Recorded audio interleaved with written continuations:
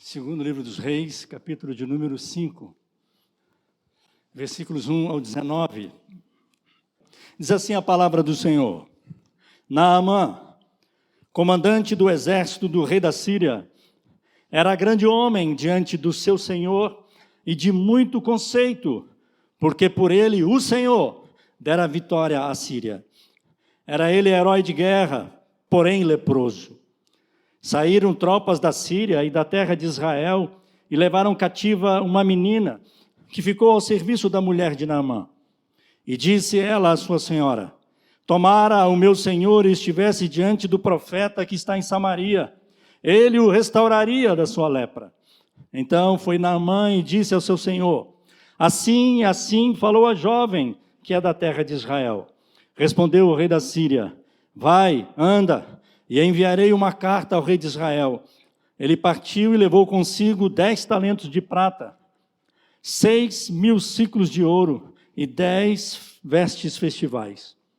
Levou também ao rei de Israel a carta e dizia: logo em chegando a ti esta carta, saberás que eu te enviei Naamã, meu servo, para que o cures da sua lepra. Tendo lido o rei de Israel a carta, rasgou as suas vestes e disse: acaso sou Deus com o poder de tirar a vida ou dá-la, para que este envie a mim um homem para eu curá-lo de sua lepra? Notai, pois, e vede que procura um pretexto para romper comigo. Ouvindo, porém, Eliseu, homem de Deus, que o rei de Israel rasgara as suas vestes, mandou dizer ao rei: por que rasgaste as tuas vestes? Deixa ouvir a mim, e saberá que há profeta em Israel. Veio, pois, Naamã com seus cavalos e os seus carros, e parou à porta da casa de Eliseu. Então Eliseu lhe mandou um mensageiro, dizendo: vai, lava-te 7 vezes no Jordão, e a tua carne será restaurada e ficarás limpo. Naamã, porém, muito se indignou e se foi dizendo: pensava eu que ele sairia ter comigo, por-se-ia de pé, invocaria o nome do Senhor seu Deus, moveria a mão sobre o lugar da lepra e restauraria o leproso. Não são, porventura, Abana e Fafá, rio de Damasco, melhores do que todas as águas de Israel? Não poderia eu lavar-me neles e ficar limpo? E voltou-se e se foi com indignação. Então se chegaram a ele os seus oficiais e lhe disseram: meu pai, se te houvesse dito o profeta alguma coisa difícil, acaso não a farias? Quanto mais, já que apenas te disse: lava-te e ficarás limpo. Então desceu e mergulhou no Jordão 7 vezes, consoante a palavra do homem de Deus, e a sua carne se tornou como a carne de uma criança e ficou limpo. Voltou ao homem de Deus, ele e toda a sua comitiva. Veio, pôs-se diante dele e disse: eis que agora reconheço que em toda a terra não há Deus, senão Israel. Agora, pois, te peço, aceites um presente do teu servo. Porém ele disse: tão certo como vive o Senhor, em cuja presença estou, não o aceitarei. Estou com ele para que o aceitasse, mas ele recusou. Disse Naamã: se não queres, peço-te que ao teu servo seja dado levar uma carga de terra de 2 mulos, porque nunca mais oferecerá este teu servo holocausto, nem sacrifício a outros deuses, senão ao Senhor. Nisto perdoe o Senhor a teu servo, quando o meu senhor entrar na casa de Rimom, para lhe adorar, e ele se encosta na minha mão, e eu também me tenha de encurvar na casa de Rimom. Quando assim me prostrar na casa de Rimom, nisto perdoe o Senhor a teu servo. Eliseu lhe disse: vai em paz. Aleluia. Até 19a. Vai em paz. Glória a Deus. Que tremendo, né, irmãos? Esta experiência na vida de Naamã. Irmãos, Naamã, diz o texto, o comandante do exército do rei da Síria, era grande homem diante do seu senhor e de muito conceito, porque por ele o Senhor dera vitória à Síria. Era ele herói de guerra, porém leproso. Eu quero destacar aqui, irmãos, primeiro, a questão do Senhor. Observe, irmãos, que o texto diz que Naamã, ele era o comandante do rei da Síria, e que em alguns momentos aqui ele estava em trégua. Havia essa situação, muitas vezes, com o povo de Israel e o povo da Síria. Momentos eles estavam guerreando, momentos eles faziam trégua, momentos eles estavam em acordo em algumas coisas, faziam negócios, outros eles já estavam em guerra novamente. Aqui eles estavam em acordo. Mas o interessante aqui que eu quero destacar a questão do Senhor é que o texto diz que ele era servo, ou seja, comandante do rei da Síria, e ele teve muitas conquistas pelo seu senhor, ou seja, pelo rei Hadad, rei da Síria. Mas o texto diz que o Senhor deu vitória a Naamã em favor ao rei da Síria. Isso é importante para a gente, irmãos, observar que o nosso Deus, ele não age só em favor dos crentes, do povo de Deus, só de Israel. O texto diz que o Senhor deu vitória a Naamã quando lutava pelo seu senhor, o seu rei, rei Hadad. E por que é importante a gente entender isso, irmãos? A soberania, o domínio, o poder do Senhor, que controla, e Ele reina e é Senhor sobre todas as coisas. E aí entendermos, irmãos, o propósito de Deus. Então, se você vê alguém que não é crente, alguém que, quem sabe, você vê que tem influência, que tem poder, que tem domínio, e ele prospera e vence, é bom você, talvez, atentar que pode ser o Senhor dando a ele vitória, dando a ele conquista, Deus agindo na vida dele por algum motivo. E isso é importante até para a gente entender e orar por aqueles que governam o nosso país, como já foi orado aqui no início deste culto. Orarmos por aqueles, quem sabe, que têm pensamentos, têm ideologias, né? Pensam diferente, às vezes fazem coisas até que é mal perante o Senhor e às vezes até trazem problemas para nós, que somos povo de Deus, mas entendamos, irmãos, que ninguém reina, ninguém assume poderio, domínio, se não for na permissão e no propósito de Deus. Ninguém sobe o planalto, ninguém assume um governo, uma prefeitura, um domínio, um reino, se não for o Senhor. Ainda que seja para a sua disciplina, ainda que seja para que a gente sofra, ainda que seja para que a gente aprenda alguma lição, quando Deus coloca e permite ímpios, homens maus, reinarem, não é na nossa nação. Mas não é esse o assunto aqui. Eu só quero chamar a sua atenção à questão da soberania de Deus. E observar aqui que esse Naamã era um grande homem, conquistador, valente, comandante, um grande general de guerra, um homem famoso, um homem ilustre, conhecido no mundo então. Este era Naamã. Mas o texto diz que, apesar disso tudo, ele era leproso. Irmãos, quando eu leio isso, eu fico pensando, nós estamos aqui na qualidade de filhos, servos, somos crentes, cremos já lavados e remidos no sangue do Cordeiro, entendemos que Deus nos chamou para servi-lo, para adorá-lo, para vivermos para Ele. Hoje, quem sabe, numa vida transformada, restaurada, mas um dia nós fomos alguma coisa. O texto diz que Naamã, apesar de ser o homem que ele era leproso. E a lepra, irmãos, é interessante a gente atentar para isso. No Antigo Testamento, lepra tinha um sinal de pecado para o povo de Deus. Por exemplo, um israelita jamais assumiria uma posição como essa. Um israelita leproso jamais assumiria um comando, jamais estaria assumindo alguma posição por ele ser leproso. A lepra, no Antigo Testamento, era vista como o humano, o homem, as pessoas não regeneradas, no pecado, é o que significava no Antigo Testamento, a condição humana de um homem não regenerado.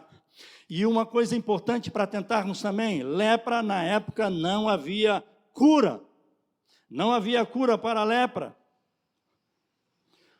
Hoje dizem, né, que não se usa nem mais falar lepra, não é? É hanseníase, tem que usar um nome mais bonitinho. Hoje, para alguns tipos, né, de hanseníase, há cura, há tratamento. Pelos conhecimento que temos do Antigo Testamento, a lepra não havia cura.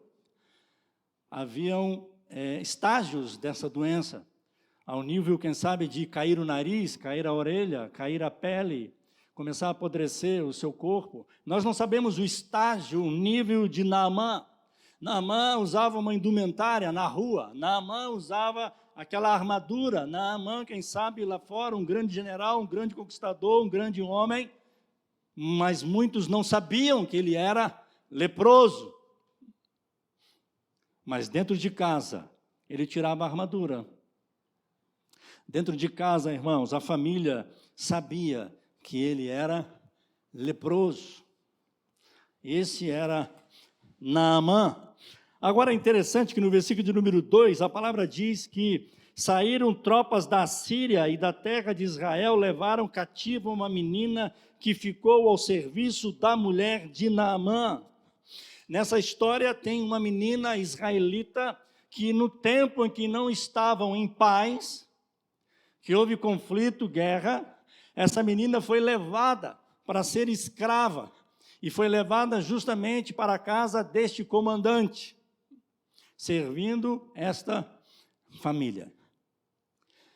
E o texto diz que esta menina, conhecendo a família, a vida deste homem, Naamã, eu não sei o que moveu o coração dessa menina, irmãos, a falar com a sua patroa, porque é interessante que ela se dirige à patroa, ele não fala com o comandante, com Naamã, ela fala com a Dona Maria de casa, fala com a esposa, com a dona, e fala para ela assim, olha,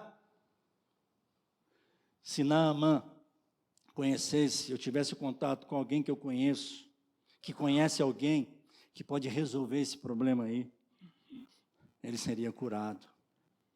Ela fala com a esposa de Naamã. E o interessante também é que o texto não fala aqui, mas que Naamã, então, vai falar com o seu rei. Um detalhe aqui também é que a dona conversou com seu marido, Naamã. E o interessante é que Naamã deu ouvido. Tem marido aqui que não dá ouvido à esposa, né? Não? Tem? Será? Há alguém que diz por aí, você já deve ter ouvido, que tolo é o homem que não ouve a sua esposa. Tolo é um homem que não ouve a sua esposa. Naamã ouviu. O texto diz que Naamã ouve a sua esposa, porque Naamã, ele ficou sabendo que havia alguém que poderia curá-lo em Samaria através da menina, mas a menina falou com a dona. Agora, uma coisa que chama atenção aqui também, meu irmão, minha irmã, e aqui nesse texto que nós lemos, nessa experiência, neste relato, a gente começa a observar e ver, irmãos, o agir de Deus de uma forma inesperada, quem sabe, para a vida de Naamã. Como que Deus age muitas vezes, irmão, nas nossas vidas de uma maneira que você não espera, que você jamais esperaria que viria, quem sabe, uma resposta, uma direção, ou quem sabe uma cura, uma libertação. Jamais esperaria de uma escrava uma orientação como essa. Agora, algo que também me chama a atenção, irmãos, é que essa menina israelita, que o texto não diz, mas era comum na época, quando os assírios, que eram homens valentes, perversos, maus, violentos, quando eles iam e enfrentavam algumas nações, assim como Israel, eles matavam, às vezes, jovens e crianças, mulheres, eles estupravam, eles batiam. Nós não sabemos se isso aconteceu com essa menina, se ela apanhou, se ela foi até abusada, o que aconteceu com ela. Mas o que me surpreende é que ela é escrava de Naamã, ela está servindo Naamã e a sua esposa. Só que a gente não vê na vida desta menina murmuração, reclamação, zangada, com raiva ou revoltada, porque Deus permitiu eu estar aqui como escrava. Nós não vemos a menina fazendo isso, muito pelo contrário. A menina se compadece do seu senhor, Naamã. Logo, às vezes eu fico pensando que esse homem não deveria ser tão ruim assim, dentro de casa. Ei, você tem empregado em casa? Quem aqui tem aquelas moças, mulheres ou meninas que vai na sua casa fazer limpeza? Ou diarista? Ou quem sabe tem alguém aqui que tem alguém que trabalha na sua casa? Eu acho que não precisava nem dizer para você que ela sabe da sua vida e da sua casa e o que acontece lá dentro. Não é não? Ela sabe o que acontece lá dentro de casa. Como é o relacionamento, como que é o dia a dia, como que é a vida, quais são os comentários, o que se fala, o que se espera, o que se busca, não é não? A menina procura a sua dona e fala, tem alguém que pode resolver esse problema aí do comandante, desse grande general, deste homem que é leproso. Interessante isso.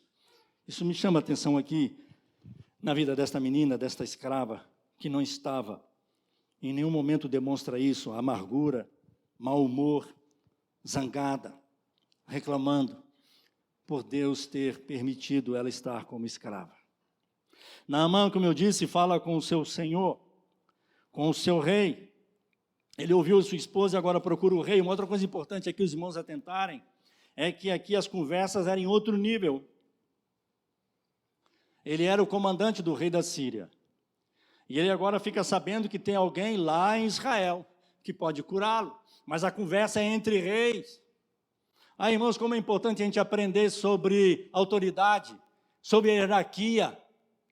Você observar isso no seu trabalho, na sua igreja, na sua cidade, onde quer que você esteja, a autoridade sobre a sua vida, o respeito, a honra. Naamã procura o seu rei. A conversa é em outro nível. E até interessante também a gente lembrar e entender que para os pagãos, lá no Antigo Testamento, sacerdotes e profetas era como que se fossem empregados do rei. E era comum os reis terem os seus profetas, os seus sacerdotes. Nós vemos isso no meio do povo de Israel. Né? Todo o reino tinha os seus sacerdotes, que aí clamavam, buscavam, sacrificavam ao Senhor, e tinham os seus profetas, homens que eram usados por Deus para dar direção, orientação, ajudar no reino, né, daqueles homens de Deus. E eles sabiam disso. A conversa era outro nível. Por isso que ele procura o seu rei de Samaria, e fala com ele, olha, eu fiquei sabendo da minha empregada que existe um homem lá em Samaria, que ele pode me curar. O rei, então vá, anda logo, e eu ainda vou te dar uma carta de recomendação. E ele faz uma carta e manda. E é interessante que quando ele lê essa carta, ele não gosta desta conversa. Né? O texto diz, no versículo de número 4, Naamã disse ao seu senhor, assim e assim falou a jovem, que é da terra de Israel. Respondeu o rei da Síria, vai, anda, e enviarei uma carta ao rei de Israel. Ele partiu e levou consigo 10 talentos, aqui são 350 quilos de prata, e 70 quilos de ouro, e 10 vestes festivais, vestes finas, roupas para festa, roupa para casamento. Sabe aquelas roupas que às vezes você não tem dinheiro para comprar, que você tem que alugar? Lembra dessas roupas assim? Cara, não é? Ele manda isso como que um pagamento para o rei de Israel, que possivelmente teria esse servo, empregado, o profeta, que curaria Naamã. Então ele manda esse presente, né? O texto fala aí, 10 talentos de prata, 6.000 ciclos de ouro e 10 vestes festivais. Levou também ao rei de Israel a carta, e a carta dizia, logo em chegando a ti esta carta, saberás que eu te enviei Naamã, meu servo, para que o cures da sua lepra.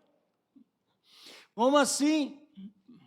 Ele fica indignado quando ele recebe a carta. Olha o texto diz assim, tendo lido o rei de Israel a carta, rasgou as suas vestes e disse, acaso sou Deus com poder de tirar a vida ou dá-la, para que este envie a mim um homem para eu curá-lo de sua lepra? Notai, pois, e vede que procura um pretexto para romper comigo. Eles estavam em paz. E agora o rei da Síria manda uma carta dizendo assim, cura o meu servo Naamã. Como assim? E eu lá tenho poder para isso? eu lá tenho condições, capacidade, sou Deus para curar, ele está querendo problema, ele está querendo confusão. É isso que ele está querendo, confusão. Está querendo briga. Está querendo encerrar esse pacto, né, de paz. Ele está querendo causar problema. E ele clama, ele rasga as suas vestes, diz o texto. É interessante, irmãos, que ele ficou desesperado, ele ficou com medo. Agora, o estranho que a gente vê aqui, irmãos, graças aos fofoqueiros, porque se não fossem os fofoqueiros, Eliseu não ficaria sabendo. Não estou dizendo que eu sou favorável ao fofoqueiro, porque a Bíblia diz que a carta chegou ao rei de Israel. E quando ele recebe a carta, ele está lá na câmara dele, ele não está no meio do povo, não. Ó.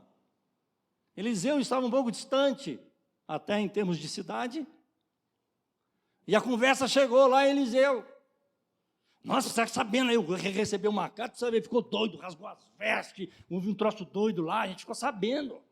Que um fala para um, outro fala para outro, fala para outro, fala para outro.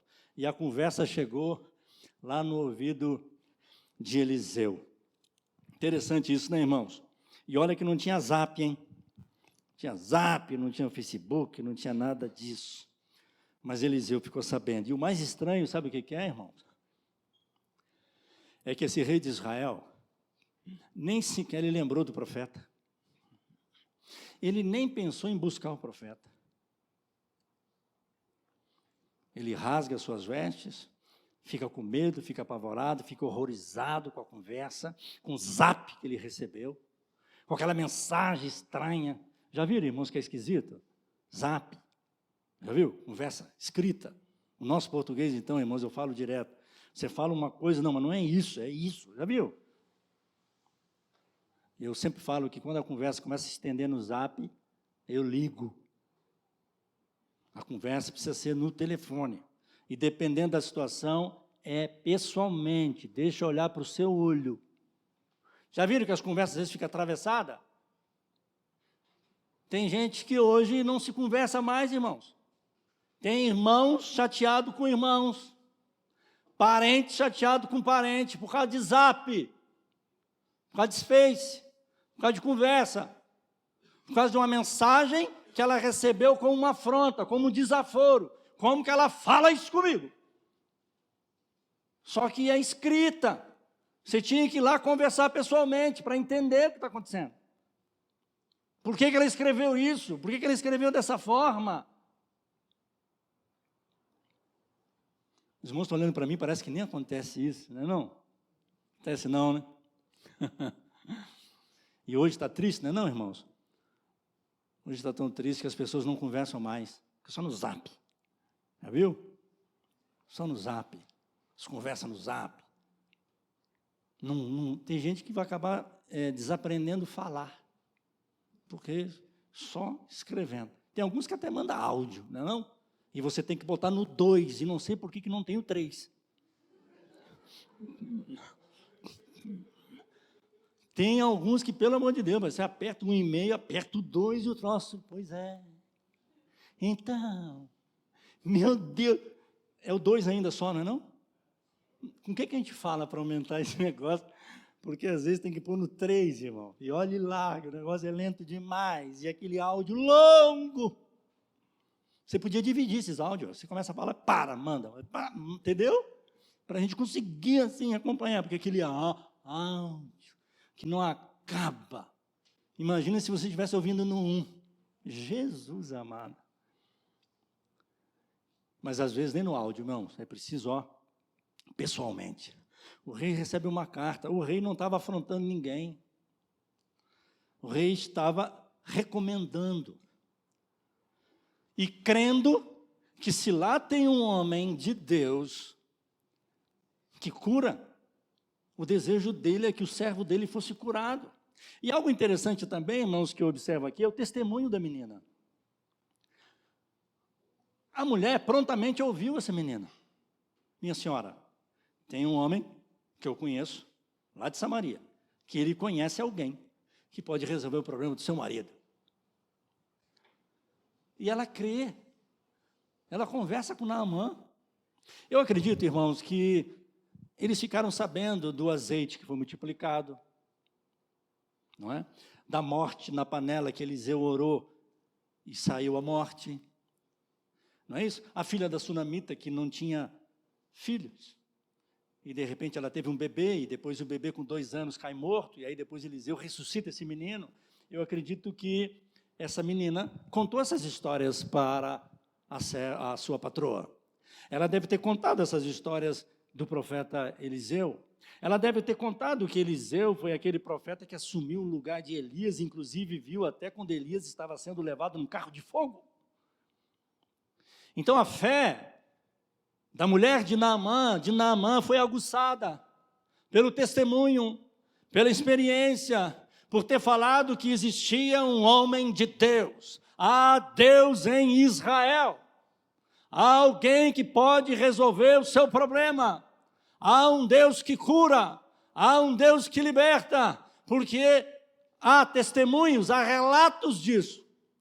Então eu creio que ele pode curar Naamã. Essa é a mensagem. Houve um testemunho que foi falado. E como eu disse, quando Eliseu ouve, e ouve pelos outros, ele então procura o rei e fala: ei, você está assim, desse jeito por quê? Deixa vir a mim e eu te mostrarei que há profeta em Israel. Há homem de Deus aqui. Agora é interessante que por que o rei de Israel não procura o profeta, nem se preocupou em buscar e quem sabe levar para ele a mensagem? Porque o rei de Israel estava meio desviado. O rei de Israel ainda permitia e fazia o que era mal perante o Senhor. Havia resolvido alguns problemas de idolatria, alguns problemas de feitiçaria, havia resolvido algumas coisas, mas ainda permitia alguns cultos a outros ídolos, algumas coisas misturadas lá no povo de Israel. Ele estava meio que desviado. E você sabe que às vezes homens desviados, pessoas envolvidas com outras coisas, começam a perder esse contato com Deus e não vê mais o agir de Deus. Ele não consegue enxergar mais que Deus ainda continua vivo e ativo. Por isso que o profeta diz assim: olha, deixa vir a mim e eu te mostrarei que há Deus em Israel, há profeta em Israel. Versículo de número 8. Porém, Eliseu, homem de Deus, que o rei de Israel rasgara, viu, que o rei de Israel rasgara as suas vestes, mandou dizer ao rei: por que rasgaste as tuas vestes? Deixa vir a mim e saberás que há profeta em Israel. Veio, pois, Naamã com os seus cavalos e os seus carros e parou à porta da casa de Israel, de Eliseu. Então Eliseu lhe mandou uma mensagem dizendo: vai, lava-te 7 vezes no Jordão e a tua carne será restaurada e ficarás limpo. Irmãos, aqui a gente vê que Naamã, ele precisava ser quebrantado do seu coração também. Havia um certo orgulho em Naamã, pela sua posição, por aquilo que ele era, um grande comandante, um grande general, um grande conquistador, já tinha recebido várias homenagens. Ele era conhecido deste grande homem, um grande general. E quando ele procura Eliseu, a palavra diz que Eliseu nem sai dentro de casa. Imaginem, irmãos, hoje aqui na Casa de Pedra, chegando aqui na frente para nos visitar, participar do culto com a gente, o governador do estado do Rio de Janeiro,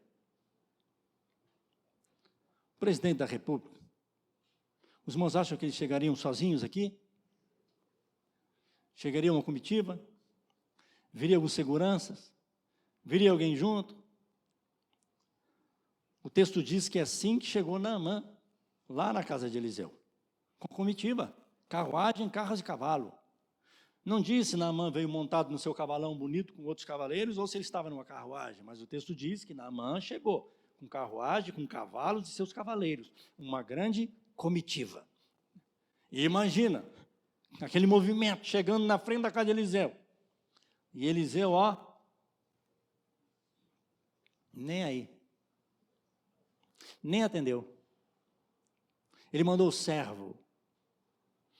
E às vezes a mensagem para o servo, nem sempre a mensagem chega do jeito que o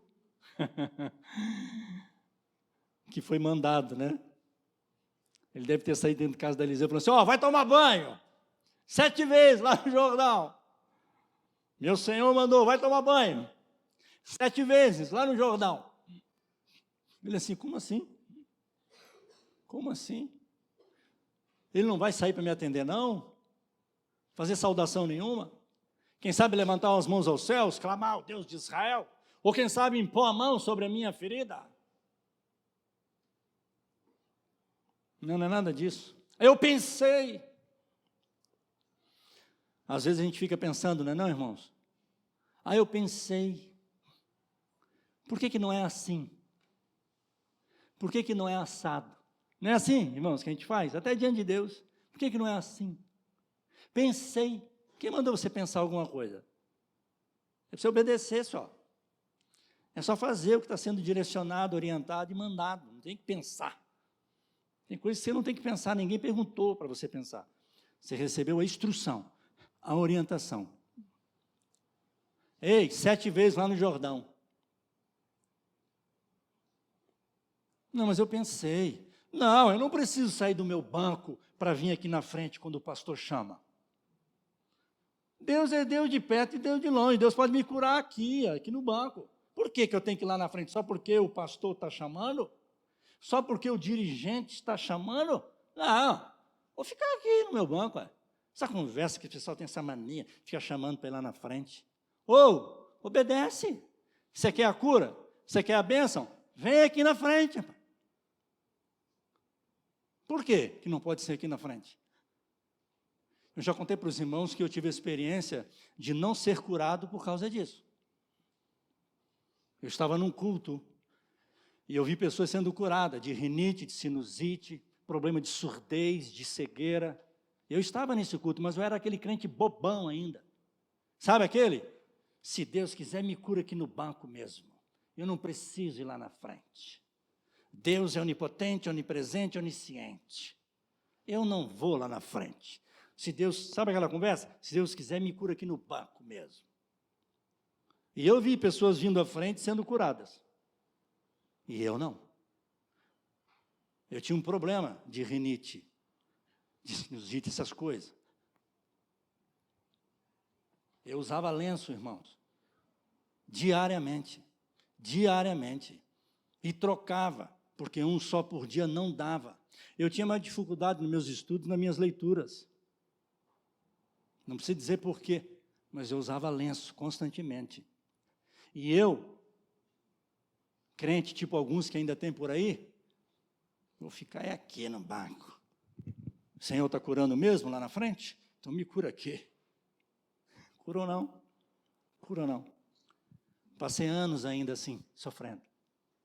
Mas aí, pela misericórdia de Deus, que Deus é bondoso e misericordioso, Ele deu uma outra oportunidade. E aí eu fui curado. Algumas vezes os irmãos viram eu aqui com problema de rinite, de nariz, não vou falar o que acontece, o que acontecia, né? Você pode achar nojento, mas algum dia você viu, nesse período que eu estou aqui, Deus me deu essa outra oportunidade. Mas entra aquela questão, não precisa impor a mão, não. Não precisa ir lá na frente, não. Quem falou que não? Se este momento é assim que o Senhor está orientando, obedece. Vai te tirar pedaço? Qual o problema se você está com uma enfermidade e o dirigente, o pastor, o irmão convidado, seja lá quem for, ele está ministrando a palavra e está dizendo, meu irmão, minha irmã, você que tem esse problema, ou você que tem uma enfermidade, quer receber uma oração, vem aqui na frente, vai tirar pedaço se você não vir aqui na frente? Qual o pecado de você vir aqui na frente? É lógico que hoje a gente vê, que alguns até têm essa dificuldade por causa da transmissão, não é isso? Por causa da mídia, não vou lá na frente não, porque o mundo inteiro vai ver que eu fui lá na frente. Hoje aqui na igreja, os 6 bancos ali atrás não aparecem na nossa mídia, não é? Parece-me que está sendo assim. Esses 3 bancos aí atrás não é filmado, por causa de alguns irmãos que às vezes preferem. Eu, por exemplo, gostaria de nem estar aqui sendo visto. Não é não? Tem gente que não gosta. Eu, por exemplo, não gosto. mas estou, glória a Deus, não é não, irmãos? Talvez é esse o motivo que muitos não veem na frente. Mas a minha palavra aqui neste momento, esse parênteses aqui, é para você entender que se o Senhor está te conduzindo, te direcionando e orientando e mostrando, obedece. Não é isso? Nós vemos Jesus, em muitos momentos, ele curou com imposição de mão, orou sem impor a mão, ele orou indo lá, ele orou daqui mesmo. Não é assim? Tem situações que Jesus falou, irei lá, ele foi na casa. Tem situações que Jesus falou, vai, tua fé já resolveu o problema. Tem situação que o Senhor cuspiu, fez lodo e colocou. Tem situação que não foi nada disso. Qual é o momento? Como será agora? Ou você ou eu queremos hoje direcionar Deus como vai ser hoje. Os irmãos estão entendendo o que eu estou falando? O Senhor pode estar agindo diferente aqui nesta noite e pode ministrar na sua vida, no seu coração.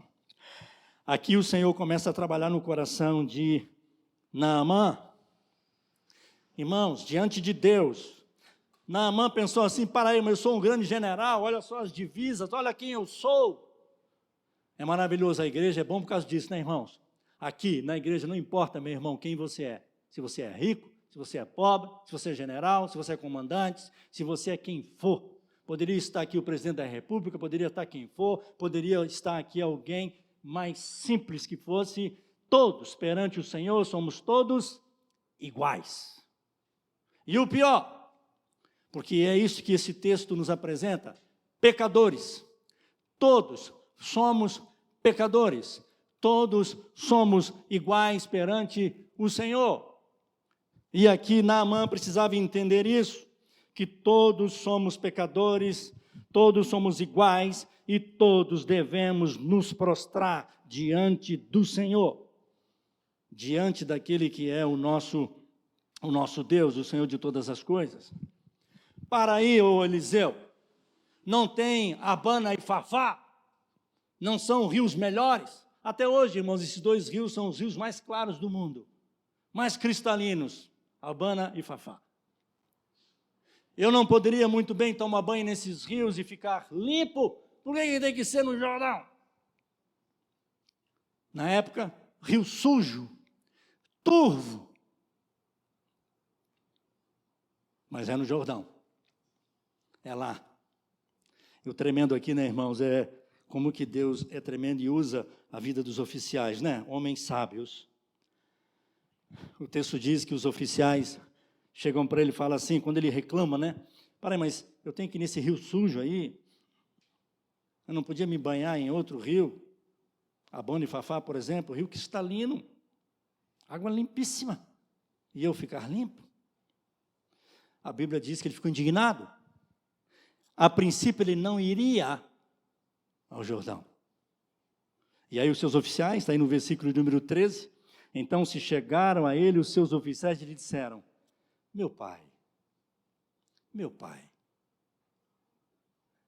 uma expressão de meu senhor, de respeito, falando com jeito, mas está falando com o seu comandante. Eles tiveram coragem, irmãos, de falar. Quantas vezes, quem sabe eu e você que está aqui nesta noite, precisava você falar e você não fala com a mãezinha, com a vovozinha, com aquela pessoa que você tanto ama e gosta. Não, mas eu não vou falar não, porque pode ofender. Não tem essas conversas? Ou, se é verdade, e é a palavra de Deus, e Deus está mandando você falar, fale. Mesmo que a vozinha, que a mamãezinha, com 300 anos de idade, né, tem 200 que ela vive nessa idolatria, e agora eu vou falar que isso aí é errado, pode entristecer a vovozinha. Você vai deixar ela para o inferno, ou você vai falar para ela com carinho, ô minha mãe, ô vozinha linda, querida, ô pai, custa obedecer, pai. Aqueles oficiais se dirigiram a Naamã e falaram, ei, o que custa? Qual o problema? Eles, por acaso, Eliseu, por acaso, está pedindo mais alguns quilos de ouro? Ele está pedindo mais alguns quilos de prata? Ele está pedindo mais algumas vestes festivais? Não, Ele só está pedindo para você ir lá, entrar no rio e ficar limpo. Custa. Obedece. Obedece. Depois, se for o caso, a gente vai lá, no Abana e Fafá. Não?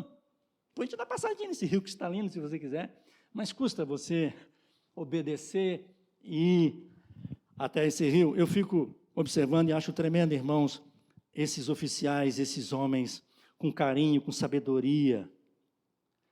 Eu creio aqui, né, irmãos, a direção de Deus na vida deles, dando esta orientação. É difícil, o que custa?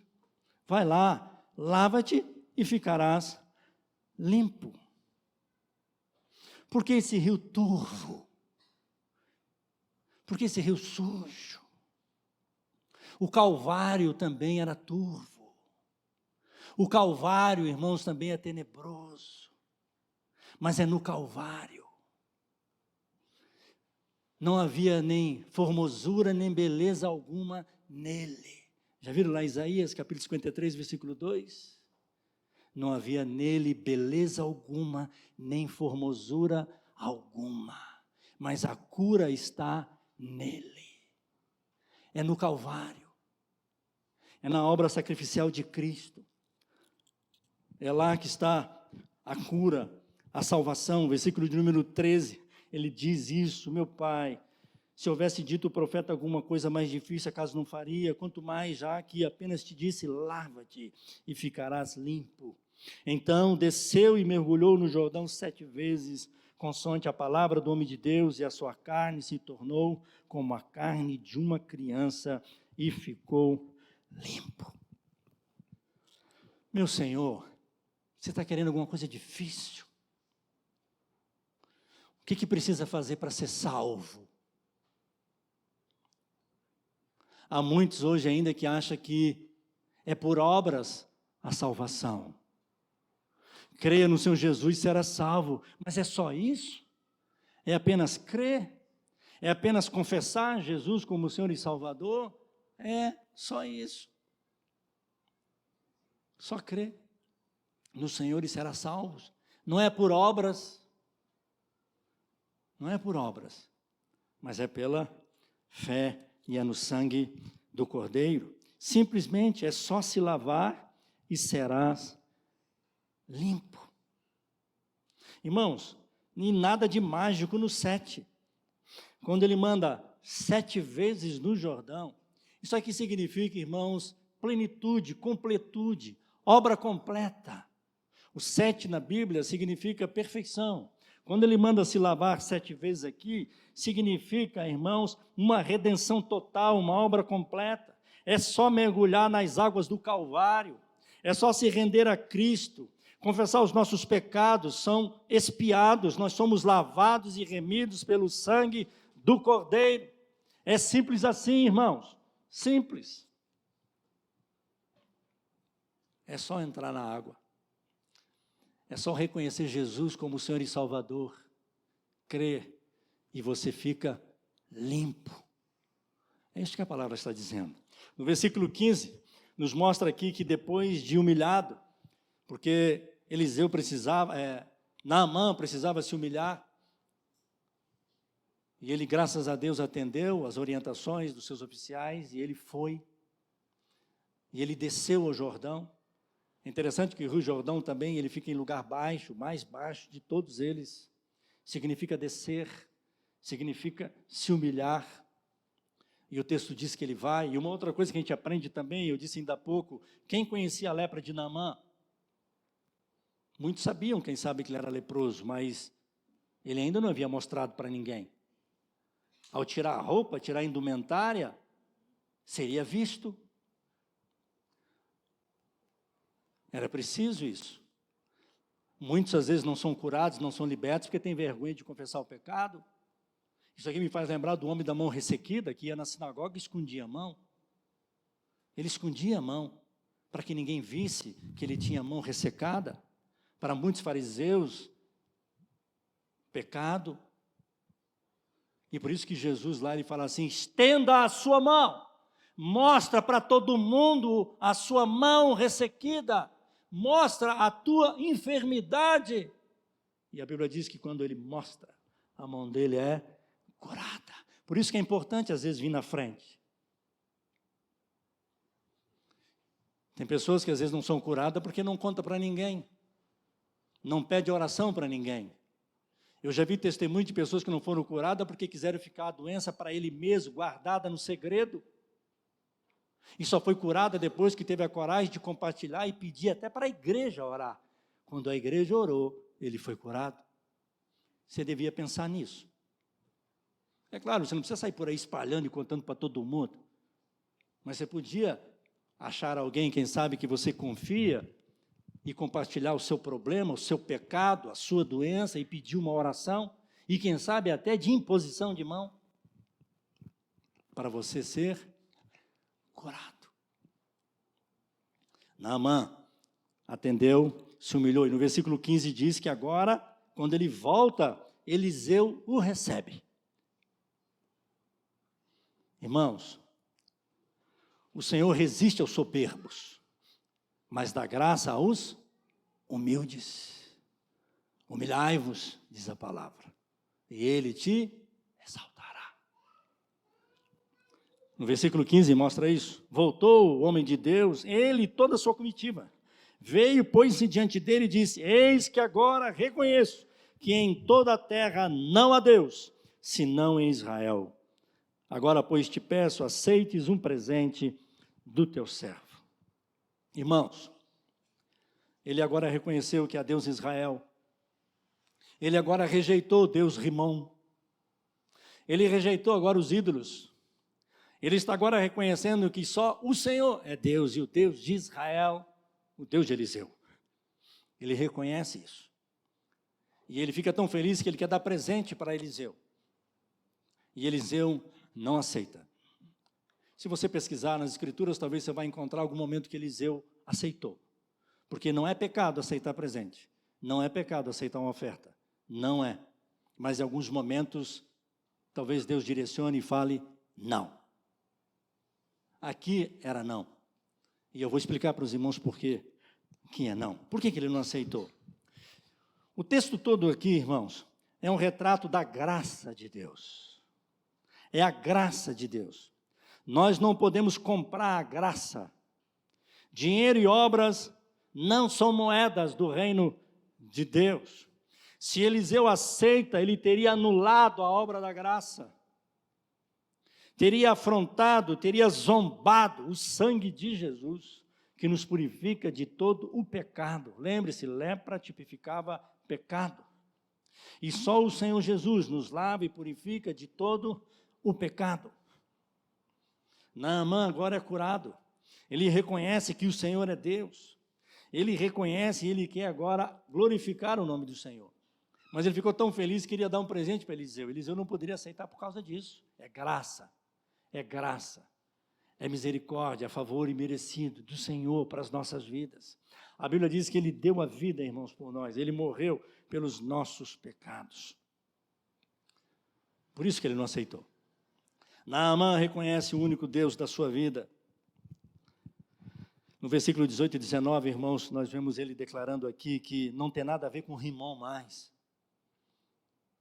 É um texto aqui extraordinário, irmãos, e difícil até, porque Naamã, esse grande general, comandante do rei da Síria, o rei da Síria era idólatra, adorava Rimon e tantos outros deuses que tinha lá. Só que o comandante, muitas vezes, ele ia ao templo, ao lugar de adoração, ao deus Rimon, junto com o seu rei. Ele era como o braço direito, o rei se apoiava nele. E os irmãos sabem que se o rei fizer isso, todo mundo tem que fazer, ué. Se o rei dobrar o joelho, todos têm que dobrar o joelho. Ai de vocês ficar em pé diante de um rei que se dobrou. E agora, Naamã está falando isso com Eliseu. Eu reconheço agora que só o Deus de Israel é Deus. É o único Deus, é o único Senhor, o único Deus das nossas vidas, o nosso Senhor e Salvador Jesus Cristo, o único Deus e Senhor da nossa vida. Eu não posso me prostrar e me dobrar diante de nenhum outro Deus. E por isso que ele pede 2 mulos de terra para levar para a Síria.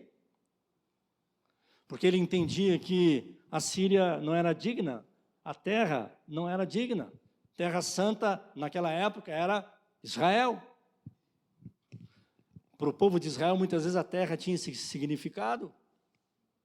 Então ele pede um pouco de terra, porque agora eu quero adorar a único Deus vivo e verdadeiro. Posso levar um pouquinho de terra daqui? Só que ele ainda continua e diz assim: meu Senhor, que Deus me perdoe quando eu lá tiver que dobrar os joelhos junto com o meu rei, mas eu não tenho nada a ver mais com o Rimon. O meu Deus é o Senhor. E aí é tremendo, né? O que Eliseu fala? Vai em paz. Tremendo isso aqui, né, irmãos? É claro que nós precisamos de discernimento, irmãos. O Espírito de Deus habita em nós hoje, você precisa ter discernimento, não é? Às vezes o ambiente de trabalho que você está, às vezes o lugar que você vai, às vezes por amor à sobrinha, amor ao filho, amor ao parente, você entra em lugares que normalmente você não entraria. Não é assim? Mas você vai. Para com essa conversa, viu? Ô, presta atenção, meu irmão, minha irmã. Não, eu não vou lá naquela igreja não, porque eu sou crente.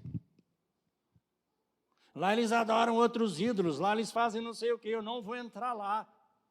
Ou, vai sim. É seu sobrinho, é sua tia, é alguém que você ama, é sua família, é seu ente querido, é alguém que você ama. Vai sim. Deus sabe, eu não tenho nada a ver com o Rimon. Eu estou indo por amor à minha filha, ao meu neto, à minha sobrinha, que ainda não entenderam que só o Senhor é Deus. Mas eu vou por amor a ela. Eu não estou indo lá oferecer sacrifício para eles, não. O meu é só ao Senhor. Não acontece essas coisas, irmãos? Eu já vi pessoas agirem assim. Não, não vou lá não, no batismo dela não. Eu não vou no casamento lá não, porque eu não entro nesses lugares não. Não, lá eles adoram não sei o que, eu não vou lá. Maior é o que está em nós do que o que está no mundo e do que está lá. Agora, se você está indo lá e está oferecendo alguma coisa, aí é problema, não é não? Se você está lá compactuando com alguma coisa, aí é problema. E a palavra de Naamã é justamente essa.